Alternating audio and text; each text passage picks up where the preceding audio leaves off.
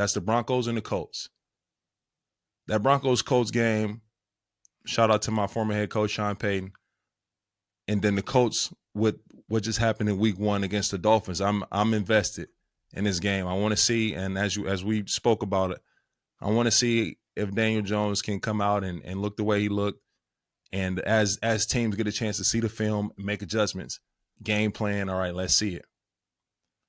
The second top matchup that I'm looking very closely at is the Bears versus the Lions. Both teams fell short in week 1 after a really quiet, a much quieter offseason for the Lions than it was for the Bears. Bears had a lot of change, new coaches, a lot of new players. They came out really well, man. They had the Vikings on the ropes. They did, and the Vikings fought back like a playoff team supposed to, and they got the job done. But I'm really looking at this matchup.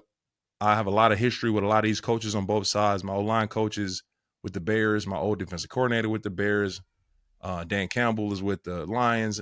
A lot of different relationship and history there. How do you see this matchup playing out?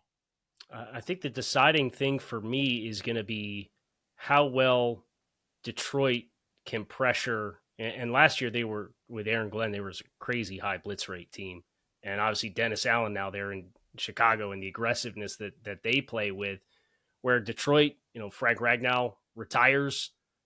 That's a loss no matter what way you cut it or how you try to prepare for it, right? So I think that interior for Detroit up front, they got a test. And, Jared's one of those guys who's at his best at the top of the drop and within the pocket, and the outside of structure stuff is sometimes he's able to make it work. And usually when teams have a lot of success against Detroit is when they have the answers to not make it work outside of structure. So I think the coaching matchup probably I would favor Chicago with Dennis Allen. With the Lions, they lost both coordinators, right? They're paying the price for success, where Aaron Glenn and Ben Johnson leave. And I think you felt that in the week 1 matchup that they had against Green Bay. So I think Detroit's probably, with all the drafting and successful drafting that they've had the last couple of years, I'd say they're the more talented team.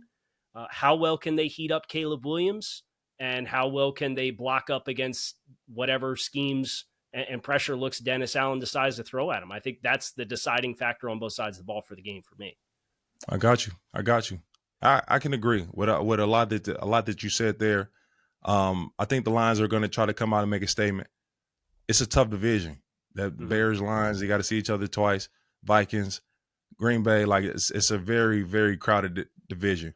But like we spoke earlier about that 0-2, falling 0-2, no team want that. And I know Detroit, they're trying to get back to greatness and being the number 1 seed pretty much all season last year. They want to get back to that. So I think they're going to come out and make a statement. The last matchup I had that I'm watching closely, as is the entire world, is the Super Bowl rematch. Chiefs go down 0-1 to start the season, facing the defending Super Bowl champs.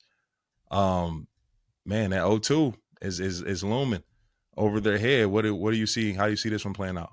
Yeah, this one's tough, right? Because Philly didn't really get a lot going in the passing game in week 1, where A.J. Brown, it took into the fourth quarter to get a target for A.J. and crazy. He obviously missed time with, I think it was a hamstring in the early portions of camp, so he was working his way back from that. But Kansas City just feels like they don't have rhythm with consistency offensively. It felt like the first half for them, it kind of came out and was looking to manufacture some of the haymakers, all the noise in the offseason about the explosive plays. And then Xavier Worthy gets banged with the shoulder in the first possession. And they kind of got back to, hey, we're going to stay on schedule and just take quick completions and move the ball. And Pat has a few big plays that made it close late there in the fourth quarter against the Chargers. Mm-hmm. Do they stay with that? Do they try to rework and get some explosives going early? Do they lean more on the run game, even though they moved on from Joe Thuney versus, obviously they have a rookie who I really loved in the draft process, and Josh Simmons. I think he's going to be an absolute star if he's able to stay healthy. And I always love that he was able to go at the start of the season after he had the season-ending injury last year at Ohio State. Yep.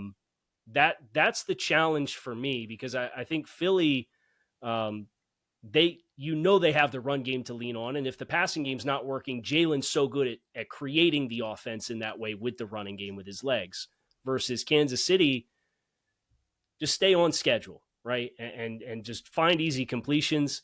It's a really tough one for me to pick because I have a hard time picking Kansas City dropping to 0-2, but I like the matchups for Philly. Let's hear it. Who you got? I'll go the Chiefs. I'm going to pick Andy Reid and Pat Mahomes to not fall to 0-2. I would agree with that. I would agree that it'll be hard to see them guys go 0-2 to start the season. Thank you so much for tuning into The Set with T-stead. Please remember to like, share, comment, and subscribe. We are here every Monday, every Thursday, live on The Set. Peace.